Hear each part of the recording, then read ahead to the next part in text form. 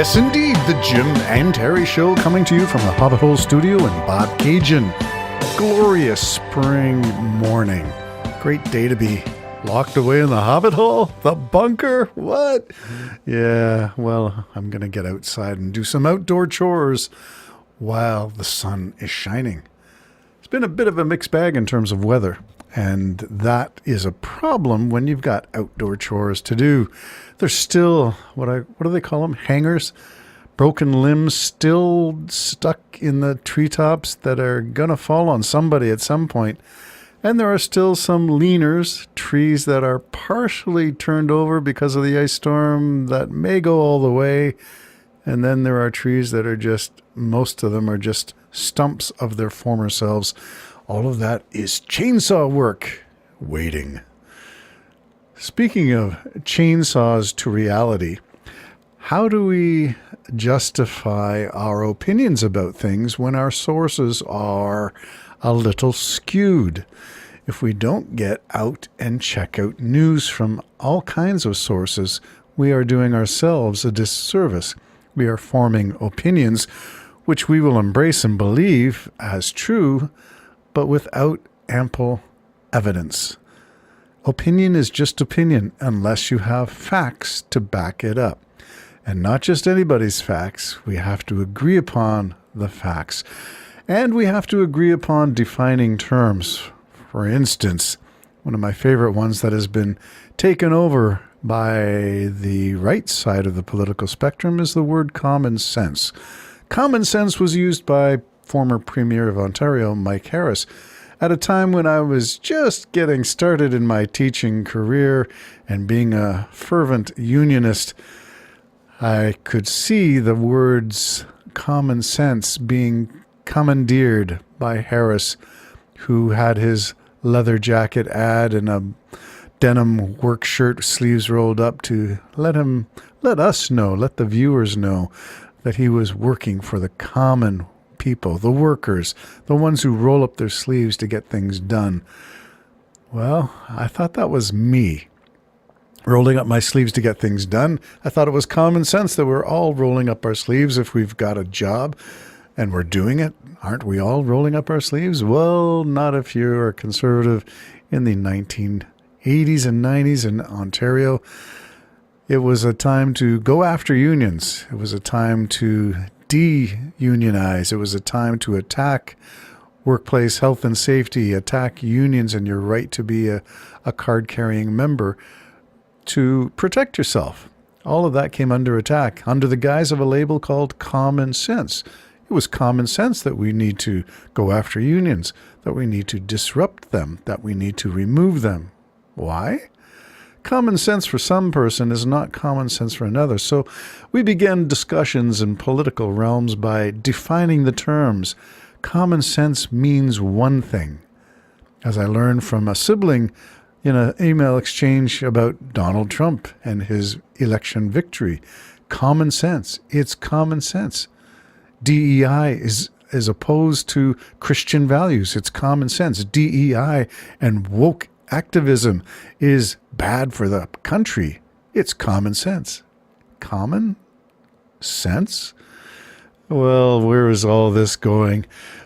Common sense needs to be redefined. Patriotism needs to be redefined in light of, in Canada's case, the trucker convoy to Ottawa with the F. Trudeau flags, Hang Trudeau signs, and excrement on statues and war memorials and,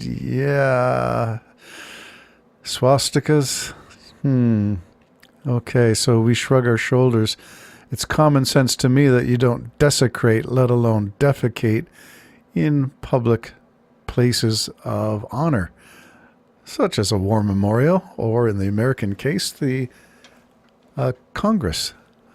It's common sense to me that January 6th was a violent insurrection, an attempt at overturning the 2020 election results. It's common sense to me, but it is not common to those like Trump, who pardoned the January 6th insurrectionists, and he redefined them as heroes and patriots.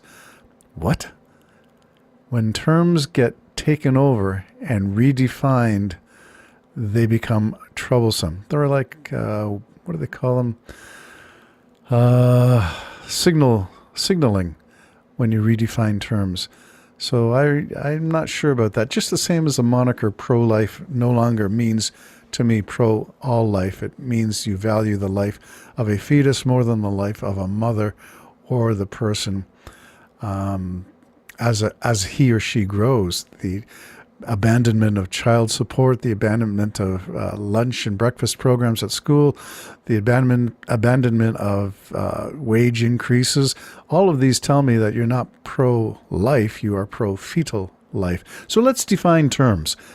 But that's just the start. Where do I go?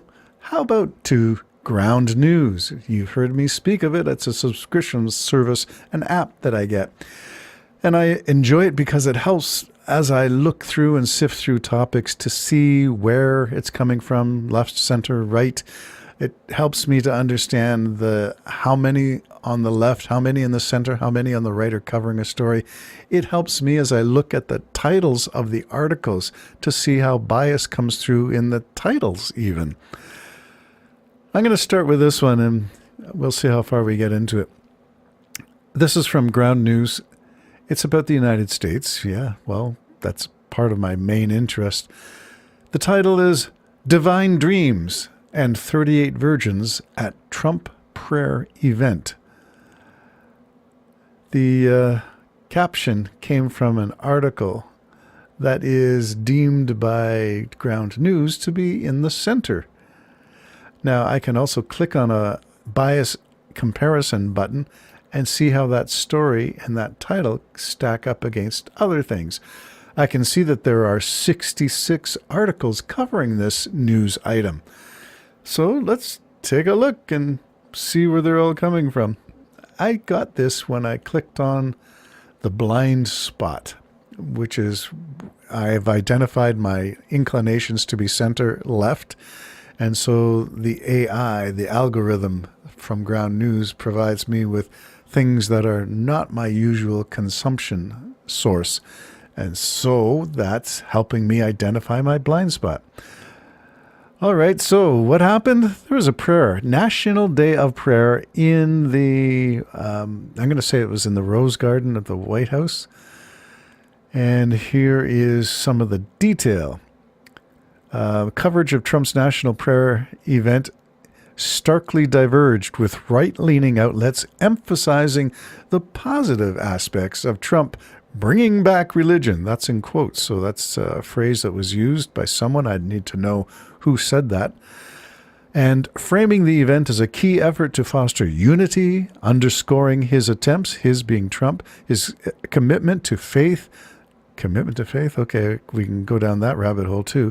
Even mentioning details such as the creation of a, quote, task force to end the war on Christians. What? There's a war on Christianity, on people of faith who describe themselves as Christian? I need to know more. There's another point made. There are 4 points in this opening under the title Divine Dreams, 38 Virgins at Trump Prayer Event. Second point. In contrast, left-leaning outlets de-emphasize the positive framing and instead highlight what they deem to be the surreal aspects, questioning the whole idea of, quote, divine dreams, and sensationalizing secondary details such as the mention of, quote, 38 virgins, unquote, reflecting skepticism towards the intersection of religion and politics. Okay, well, that pretty well describes me, questioning with skepticism the intersection of religion where it impinges upon politics. The center-leaning coverage tries to neutrally report simply the events and includes details of Trump hawking Bibles. What? Okay, so if that's your middle position, Trump's being a Bible salesman at his own prayer event? Okay. The right apparently de-emphasized that there was a grift that Trump was conducting. Not a National Day of Prayer, but a grift selling Bibles.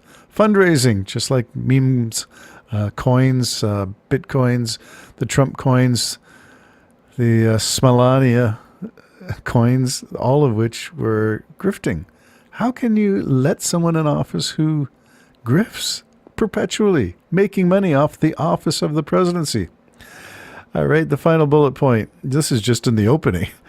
While both sides acknowledge the event's occurrence, okay, so the National Day of Prayer event really did occur, the right framed it within a narrative of revitalizing Christian faith, while the left focused on questioning the authenticity, and I would say sincerity, and political motives of hosting such an event, highlighting the deep ideological divide surrounding religion's role in public life. Okay, again, total of 66 articles, and it's fun to go down and look at where these articles are coming from, where on the political spectrum, where on the factuality versus opinion scale these articles rank, and just simply scanning the titles. Here's one. This is from a Mexican, Spanish-speaking newspaper. Trump receives also almost messianic treatment during a religious act. Rode him on supernatural divine protection, said a telepreacher. Washington, United States President Donald Trump celebrated Thursday's National Day of Prayer with an event at the White House at which he spoke of virgins and was surrounded by religious leaders who asked him to be granted divine dreams. I guess that's visions for leadership. One man even knelt before the 78-year-old Republican during the ceremony held at the Rosalada. What's that? The Rose Garden? Christian, Jewish, Muslim, and other religious leaders sang a Christian hymn, Amazing Grace. All right, so that's kind of interesting. Trump, divine dreams, miraculous 38 virgins. I don't know. That seems to be a fusion of Christian visions and Muslim rewards for service, I guess. That crazy titles. There's a whole bunch here, but the whole point of the Ground News is to check it out for yourself. So you got to spend a good hour. There's a nice convenient graph that talks about bias distribution, that 60% of the articles on this topic are from right-leaning news sources, 30% are down the middle, and only 13% are on the left. I wonder why. Ground News. Good source. Look it up, groundnews.com. I've subscribed. You could too. Bye-bye for now.